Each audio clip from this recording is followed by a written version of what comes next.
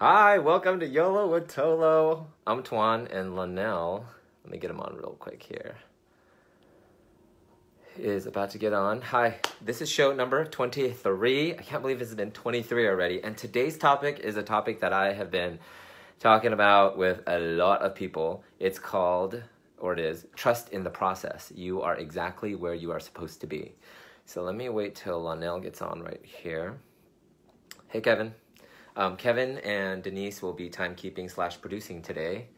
And I'm really excited to talk about our hot topic, which is really 3 weeks in a row, and I'll kind of leave that as a cliffhanger for the moment. Wait till Lonnell chimes in here. Anyway, I'm just waiting for Lonnell to get on. But I hope you're having a good week. It's been a kind of a crazy summer. A lot of people are going back to school. I can't believe that already. It's funny how time passes. And isn't it funny how, like, I don't feel like I'm that much older, but every time I see my friends' kids or my nieces and nephews go back to a new school year, or I see how much they've aged, it kind of reminds me that another year has passed. So we really gotta, you only live once and live your best life. Let's see Lonnell on quite yet here. But anyway, so today, we have a juicy hot topic that we've been talking about a lot, but I've been waiting for Lonnell to chime in because he hasn't seen the movie yet. So probably know what I'm talking about because I talk about it all the time. It's on my feeds. And it's an epic movie that's created a huge movement. Let me see. I don't see Lonnell on yet here. Kevin, will you ping Lonnell real quick? Hey, Kevin. Kevin's right over here. Huh? Yeah, you can talk loud. Okay. Just commented. Oh, he just commented. Okay, let's see. I don't see him on there, though. He's trying to get on his phone. Okay. He's trying to get on his phone. Hey, Denise. Hope you're well. Okay, so I'm just going to jump right into the hot topic today. So the hot topic is, for segment 1, as Lonnell's chiming in, I think he's having a little bit of technical difficulties, is Crazy Rich Asians. Oh, there you are. And Lonnell finally watched it. Denise, I know that you've watched it too, so I want you to chime in. And Kevin, let me add him here. Here you go. Hey there, sorry about that. Hey. And Lonnell finally. How are you? I'm well. I was trying to, I'm not sure why I couldn't get the alert to like join the conversation. Oh, it showed me that you were live, and then finally, well, it wasn't showing that you were live, and then it finally showed that you were live, and then it wouldn't let me in. But anyway, we're here now. That's all. It's all good. Hi, cheers. Are you home? It looks like you're home. I am home. Woo-hoo! We're both home. We're both at home. I'm so sorry that we couldn't do it yesterday, but yeah, why don't you tell everybody why? Okay, so I was in Atlanta. Well, I am in Atlanta, and we were doing a fundraiser. There's a big gubernatorial race coming up in November, and I attended a fundraiser for one of the candidates, and it was a great turnout. Met lots of people, raised some good money. So it's an exciting time here in Georgia. But that's okay. So I was trying to like get home or in time so that that we could meet at our usual time, and then I kept getting pulled from one thing to the next to the next. And I was like, I'm not gonna get home. I didn't get home till like 2 a.m. So it was just like, okay, nobody's gonna be up, child, listening to you. Well, we love you, but we're not gonna be up that right. So let's just go ahead and try this another day, like tomorrow. Okay. We're all about going with the flow, so it's actually better today for us to speak too. So, hey, Carmen, good to see you there. Denise, okay, so we're gonna talk about segment 1. I was waiting for you to get on, but I really wanted to jump on ToLo's hot topic. Oh, yeah. I was just going to say topic because we talk too much, and I know Denise is, like, on us with time. But, okay, so, Crazy Rich Asians. Okay, so OMG. Right? I know, you texted me when you watched it, and that's exactly, you're like, OMG, so good. Okay, so, really quickly to get the numbers out of the way, I really want to talk more about, like, what it meant to you and me and emotionally. But it just, according to Variety magazine, because I was doing some research, I was like, just trying to figure out like how much money they've made in this movement. According to Variety, it says Crazy Rich Asians is likely to top the domestic box office the 3rd weekend in a row and has generated over $79 million. And get this, That's just North America, and 86 million worldwide. And the reason why that is so important is the fact that they, you know, Hollywood, it's all about numbers, people coming out in the numbers, money, and all that. But now that this movement has created, I hope that it somehow moves the needle on representation with not only Asian American males as leading roles, but just seeing people. It was emotional for me because I saw mofos up on the big screen that, like, that I could connect with. They weren't like the, you know, like the regular stereotypical like nerdy Asian guys or like kung fu. No, riding you had a whole kaleidoscope of different type of characters. That was the beauty of it. It wasn't just one particular stereotype. You saw so many different facets. Yes. Of the culture. Yes. And it was all relatable. I want to hear. Yeah. Right. So, the reason why I think it's a good movie is people are like, oh God, everybody was like, oh God, Crazy Rich Asians. And I had a friend in town from Florida the other day, and she was like, you know, I was like, oh, what is this? Another Kardashian thing? Or what, you know, is this like another one of the, like the Shaw of the Sunset thing? Like, where has this world gone to? And then she was like, and then I saw your post on social media about it, and I'm like, well, she was like, if Toan is raving about it, I have to watch it. But literally, Denise says that she's watched it 3 times, and Denise don't play. Yeah. Like, if you know Denise, she does not play. She would not spend her time or money watching a movie more than even once. So that is a big deal. I've watched it twice, and I would go watch it again if like a family member or friend wants to watch it. That's how good. So I want to know to you, which characters kind of resonated with you most and emotionally? Like, how'd you connect to it? My favorite character, and there were lots. I mean, this might come as a surprise, but she was kind of like the same type of character in Joy Luck Club that I like, was the mother. You know, she was like, ooh, yes. And I don't know why. Don't ask me why I relate to that, but she's like, you know, she's got this pain, Eleanor. And she's made it to this particular level of society. But when she had her on that stairwell, and she said, "You will never be good enough," I was like, ooh, catty, ratchet, evil wench, you know. And so, but just watching her, just evolve, you know, because she was so cold, and it, you know. And she wasn't bending. She wasn't going to relent to accepting this girl, this American Asian, not this Asian, you know, not this Chinese. She's not Chinese. She's American Chinese. Yeah. And she just wasn't going to relent to that, especially, you know, as things came out about the past, and that she did research on her and stuff. But she was really my favorite character. Of course, what's the girl, the ghetto? Awkwafina. She was hilarious. The girlfriend. Awkwafina. You know what I'm talking Awkwafina? Yes. Oh, the girlfriend. Yeah. Awkwafina. Paik Lin was her name, but she's played by Awkwafina. Yeah, she's a real life, rapper / comedian. She was hilarious. She was hilarious. Right? I mean, do you know the part where she was like, fuck, bitch? Right. That was, I saw that. I think on HuffPost Asian Voices that was like improvised. She just made it up. You know? I know. That was brilliant. So those characters I loved. But yeah, the mother, for some reason, I don't know. I just like complex characters like that. And it took forever to like kind of break through and really see her humanity behind the shell of all that. And how I don't know. And plus, I just like matriarchal figures, I believe. But I just thought she was just excellent. She was excellent. They all were excellent. But that was you asked my favorite. It was hard. My favorite. Yeah.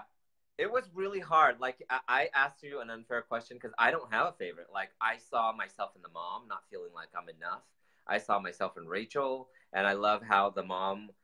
so I learned something from the mom that I thought I thought I was pretty in tune with my Asian culture, even though, like, I'm an Asian American. I'm more of Rachel's character, down to, like, she was teaching at university and following her dreams. But her mom, when she was like, you know, you American, you know, like you like, you know, Asian Americans, like, it's so like you to follow what makes you happy. We sacrifice it, and we know how to build things that last. I was like, oh snap, okay, I get that mom wants that for me too. But I think for me, so many of the characters resonated with me. But what I love so much about the movie is that it showed different parts. I related to them because we are all very complex characters ourselves, each and every single one of us. So I saw myself in a lot of the different characters, from feeling not like you're not enough, from really like Henry Golding's character, where he like Nick, who feels like he really wants to follow his passion, even against the behest of his parents. I mean, wow. So I loved it so much because I don't know if you felt like this, but did you feel like you were watching all Asians on screen, like in the middle of the movie? Like I forgot that it was all Asian cast. I wasn't I really thinking did. about I I love Singapore so much. So every time we saw something in Singapore, okay. it reminded me of being in Asia. But it didn't necessarily. I wasn't looking Okay. at them saying, "Okay, these are." I wasn't. No, I wasn't focused on. I was lost in the story. I really was. Yeah, me too. And that's when you know a story is really good. Like I liken it to people that I remember Oprah said this, it always resonated with me on one of her shows. She goes, when you always have to aspire to greatness, especially minorities, and if you're different, you have to aspire to doing what you do and giving it your all and being great at it. And that really resonated with me because if you think about it, if you tell anybody like, oh, Oprah, they're like, they don't think, oh, the black lady, or oh, the talk show host. They just think, this amazing human being who's inspired culture, American, worldwide culture. And then Ellen, you don't think, oh, lesbian woman. You just think this woman who wants to inspire you to be kind, a good person, and make somebody that wants to make you laugh and have fun and is happy making people happy. So I think what this movie has been able to do is cause a movement. So many people are watching it. And what I really hope that it does do is that it does create more roles for faces that look like mine, on the big screen. Absolutely. Absolutely. And hopefully it also changes. There's a lot of stigma and stereotypes around like the Asian male as a leading role, how we're not looked at in society, in Hollywood as like sexy creatures, and we sexy. No, I'm just kidding. Okay.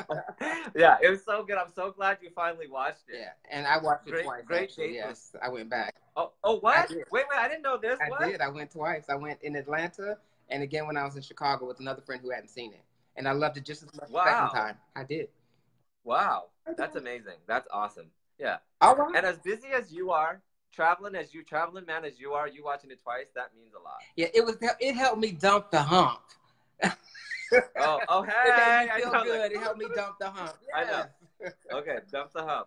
Let's talk about today's topic. I've been talking to so many people about this, and it's funny because when you and I were talking about it, I was like, oh, this would be me, you, and Kevin, actually, where I was just like, this would be a great topic. So trust in the process. You are exactly where you are supposed to be. And I know so many people, spoke to two today, that have really high-paying jobs, really big titles, but they want to be anywhere but where they're at right now. And I don't know if it's an AA saying, but I heard this somewhere and I love it so much. It's when you live in the past, you live in regret. And if you live in the future, you live in anxiety. Right? That's so true. So, yeah. And you have to ask yourself, why are you so miserable I think you have to find out, why are you so miserable in the moment? What is so uncomfortable? And why are you so obsessed with what's over there? If you can't appreciate what's in front of you, when what you think that you want, when that's in front of you, you're not going to appreciate that either. So amen. See what I'm saying? So it's like because you're always going to be looking for the next thing. It's like an addict. I need my next fix, fix. So if you're not actually focusing on what's happening right now and appreciating it and learning from it what you're supposed to learn, then you're just going to repeat that process. You're never going to be satisfied. And there's a difference between never being satisfied, emotionally or with your things, and being like in a healthy desire to continue working and achieving. But in order to get to that healthy balance, very nuanced. Yeah, it's got to be nuanced. You've got to appreciate it. We talk about gratitude a lot. Yeah. If you can't sit in the moment and what you have and find something to be thankful for, because where you are now is not where you were 10 minutes ago or 2 years ago. Ooh, and if it is, child, you really need to do you need to do some work. So I always say it's like you have to be. You can't be looking forward all the time. Yes, you have to have a vision, speak the answer, but you have to be in the process. Not only trust the process, but you have to be in the process because the process is teaching you all the things to prepare you for that outcome. And what you are doing right now, if you do it mindfully and with a lot of intention, leads to this next thing. That is that next thing, whatever that next thing is. And like you said, if you're not thanking God for what you have now, and remembering that it was probably one of the prayers that you had in the past, then whatever you get, no matter how much money, or if you think it's fame, or if you think it's a bigger house or bigger car or bigger title, you will never ever be happy. Yeah, no. And I think that's kind of like one of the biggest life lessons I feel like I've learned. It's just like, you know what, like we all have something to be grateful for, no matter what we are dealing with. So I think, yeah. And I think that, you know, in terms of the conversation that I've been having with people, they've been feeling, a lot of people feel stuck, you know, and in projects that they're working on, or stuck in like their professional careers specifically. And I tell people, you know what, you have to believe. And you just can't kind of believe, because it's kind of like being, I'm kind of pregnant. You can't kind of be pregnant. You either are or you aren't. And, you know, you have to fully believe, and then put action into it. This is the recipe. Put action into it. And then after putting action into it, the hardest part is letting go and surrendering. Right. And just saying, you know what, here, whatever happens, happens. But I've done my best, and I will continue to put feelers out there. Right. But that is the hardest thing, isn't it? It is hard, because how do I surrender and act at the same time? You know what I'm saying? You're telling me, okay, I need to be mindful and I need to be working, but you're telling me I need to surrender. So how do I do that? And I don't necessarily have a one size fits all answer for that, but you have to find that balance. And part of me in surrendering is not necessarily letting go and just giving up. Surrender is just being, for me, it's not being, doing anything. You're really being open and in tune with the process and whatever's coming there to teach you. Whether it be your career, your relationships, whatever, your finances, you have to be open to receiving it, but you can't just sit back and say like, okay, well, this is just going to happen. I'm going to win the lottery. No, child. You're going to work. Yeah, exactly. Yeah. And and what you said, exactly, piggybacking off of what you just said, to your point, is you definitely have to not just be like, okay, I'm giving up on this project. When you feel like the inkling to like send another email out, or maybe to go to this party, you go to this party, you might meet your next funder or your next whatever that leads you to that next thing. But just part of it is planning and being in the flow. Like, it's so hard, I think, when we're in it to remember. But I think what is very helpful is having talks like this that I have with you weekly, or with other people in my life, to hold me accountable. Right. And when these things, like with anybody that starts a business, like there's an idea that you have, but how close is your idea to the actual product, the final thing of where you're at now? Most of the time you have had pivoted several times. So I think that's what you mean, right? About not fully like giving up on something, but it's just being You still have to work and move in the direction, but you have to surrender. You have to give up the obsessing about it, or seeing yourself in the light of failure because you're not where you think you should be right at this particular moment. No, you have to be in that present moment, because it's here to teach you something. It's preparing you for something. It's actually preparing you for what you've asked for. So you need to just always stay present in that. Because a lot of times when you're looking at the shiny object, you think, oh, that's so cool if I could just have that. But you don't realize what actually happens behind all of that, or what the responsibility is to carry that shiny object. But zooming in then, how do you do that then? So like you're writing a book, or you're doing a project or whatever. How do you then zoom in? That's zooming out, but zooming in. D says T, sit close. Okay. Yeah. So how do you then do that though? Zoom in. You have to find a way that works for you. For me, it's really just about taking time out and literally scheduling it. Sometimes I have to just schedule myself to separate and to zoom in on what this specific thing is that I want to do, and then to be mindful of the energy that I have surrounding it, that I'm walking into it with. And that for me is probably the most critical thing that has happened, that propels me to the next level. Yeah, for me, it definitely is building your tribe of people that lift you, like your energy, like paying attention to your body. Like after I talk to you, I'm like, before I talked to you here, I was like excited, like giddy. Like, oh, I get to talk to Lonnell. And then like afterwards, like we're still on this high, you know, and that's why we decided to do this talk, was we're like, wow, if we're feeling like this, somebody else could probably get a little glimpse of like, you know, how we are feeling. And I have another update too. It's just like, you know, you and I are just doing this, having fun, and then all of a sudden Denise jumps in, Kevin jumps in. They want to help us move this forward. Exciting things happening behind the scenes. But, you know, all we're doing is setting the intention to help people. And I do have an update of somebody that listened to, there was an episode where you were telling what you said, that you told a woman in Starbucks who was just diagnosed with cancer, that you're like, you can either choose to live today or die today after this diagnosis. you know, choose faith or choose fear. And since then, it really stuck with her. And she says it many mornings in the mirror to herself.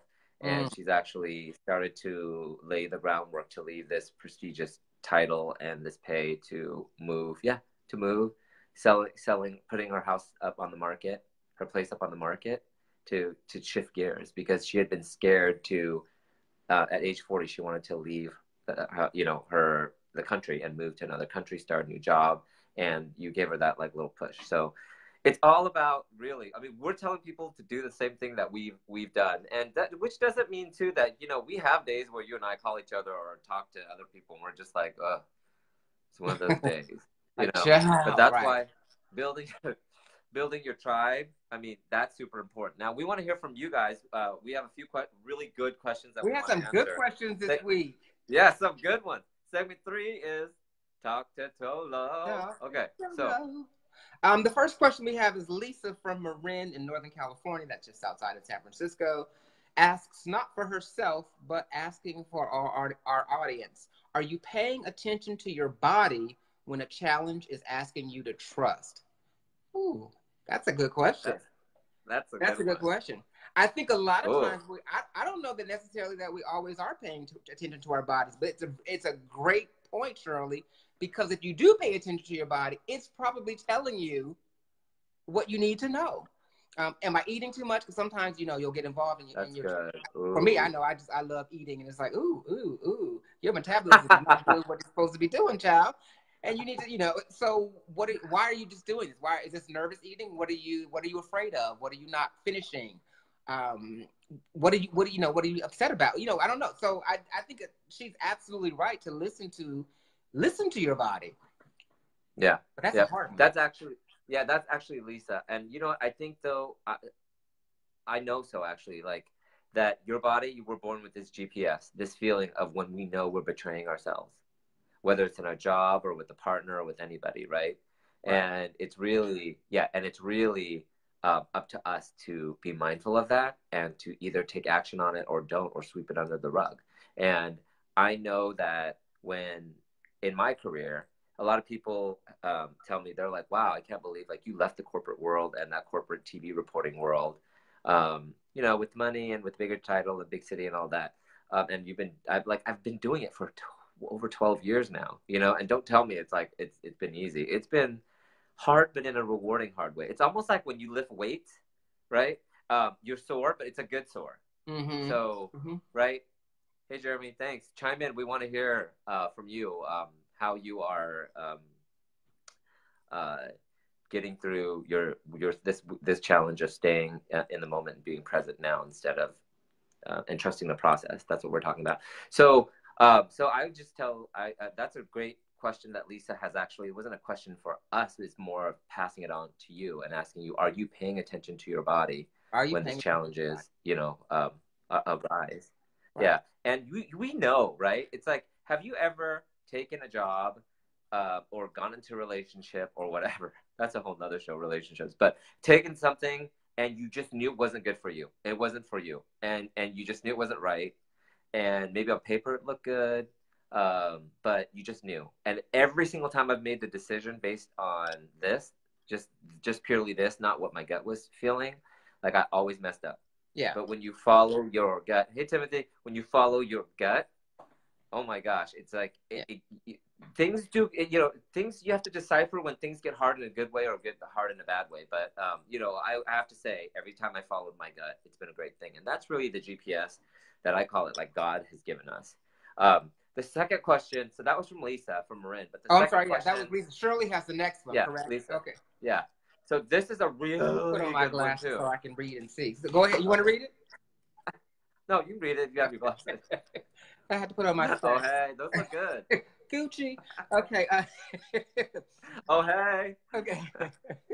Gucci advertisement. Those are fly. I like those.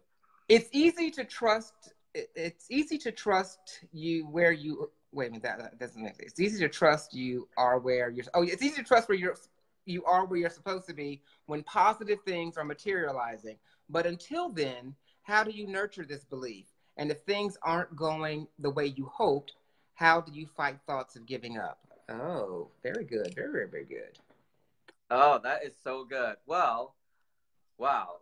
Yeah, it's so true because everybody can sit there and be like, "Oh, you rich? You talking about like you know you could sit there and talk about, oh, like be in the moment, be present, namaste. But then you've got bills to pay. It's like really hard to like feel that way and navigate that.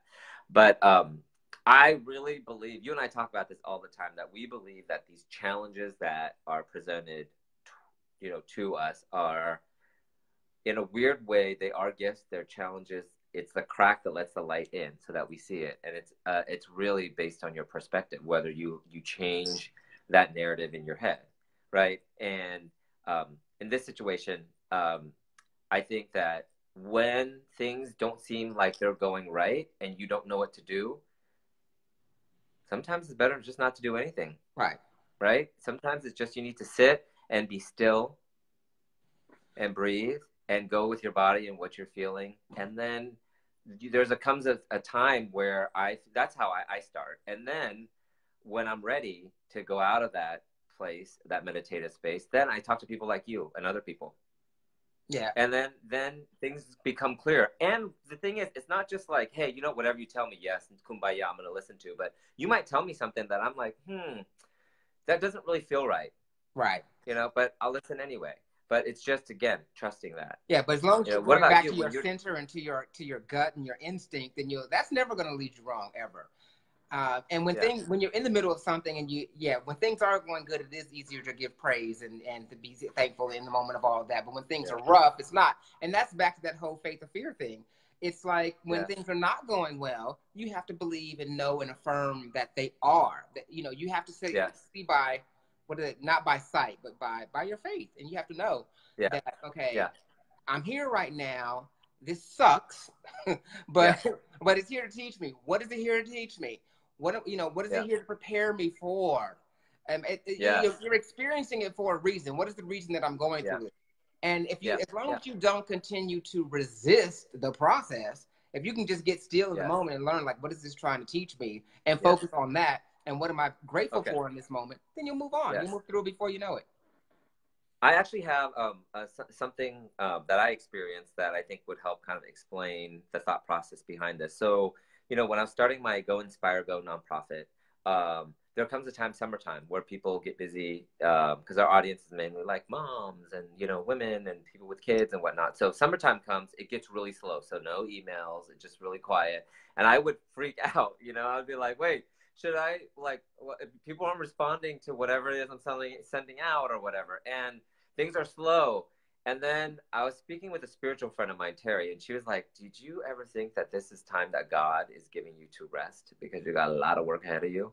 And I was like, oh, that's really interesting. But how do you get to that point, right? So I wanted to read you, Pema Chodron is an amazing spiritual teacher, and she has this pause practice that I read, and I was just like, read it yesterday, and I was like, oh my God, I have to include this. So the pause practice is taking 3 conscious breaths at any moment when we notice that we are stuck. So when you feel like you're stuck, pause and take 3 breaths. It is a simple but powerful practice that each of us can do at any given moment. It creates an open doorway to the sacredness of the place in which you find yourself, the vastness, the stillness, and the magic of the place will dawn upon you if you let your mind relax and drop just for a few moments. Isn't that powerful? That's awesome. Take a few breaths. And sometimes, and deep breathing is, that's a very healthy exercise to do. And it's simple and something you can do right in the moment, anytime.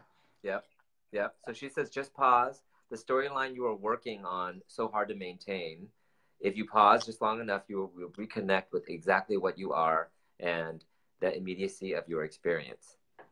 Good. So I'll make those 3 deep breaths. I'll make them part of my digital detox. That segment for you like my little janky signs up. Yes. Okay. So I'm still mad that you still have those signs, but go ahead. What? Mine's have been all crinkled and wrinkled. I would have to write them over 100 times. I like it. Okay, rewrite when I love them because it's just like us, crinkle and wrinkles over time. Wisdom, boy. Okay, so did you know that people are ditching their smartphones for dumb times at a huge rate? Okay, so according to Sky News, sales of so-called dumb phones, the flip phones, Adele uses it in her Hello from the other side video. Oh, yeah, she flips it. Yeah, I don't want to sing. Hurt your ears. Anyway, we have seen an increase for the first time in years of these dumb phone sales. Global sales of dumb phones went up by 5% last year, while smartphones only rose by 2%. And I wish that I could get a dumb phone, but I use it for business, so I don't know. No, that's for me. No, I'm like, Isn't that now, cute? That's so in cute. 2001, and if we were still in 2001, maybe so. No, I don't. I need a balance between detaching from my smartphone, and we've dumbed down enough as a nation. No shade, but I don't need a Major dumb shade. phone. Yeah. That's interesting though. And maybe it might Would be it help? something to consider. I just don't see myself doing that in the immediate or anytime in the future, but maybe. Yeah. Maybe I'll have the dumb phone in conjunction with the smartphone. I don't know.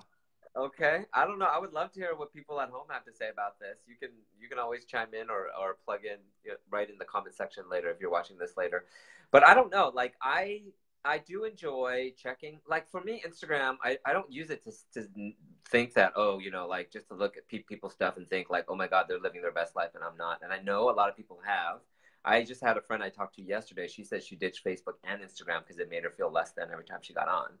But for me, it's like Instagram is like art to me. It's like I take a photo in the moment, like of whatever it is, and then I don't like posting where I'm at because I just don't like people knowing real time where I'm at. But maybe it's back in my reporting days where I don't trust a lot of people that I don't know that way. But then I'll post it. It's like art, and it's like a chronology of of the things that I love through my lens. But I don't watch and say, oh my God. Actually, I do watch and say, oh my God, poor Lonnell, he's on another plane. He's on another delay. No, but I seriously, I don't watch and think, oh my God, they're living their best life. I suck, And I think it's really important that it's, that the smartphone it could be your greatest tool, but your worst weapon against you. And this, according to Sky News, it says here, it goes, many people pick up their phones more than 112 times a day. And on average, pick up their phones every 10 to 12 minutes. Guilty. Yeah, that mute app reminds me every time at 50 when I picked up 100 times. Yeah, it reminds me. Kim says it takes too long to text on a flip. I know I can't. Yes, do it that part exactly, Kim. Anybody got time for that.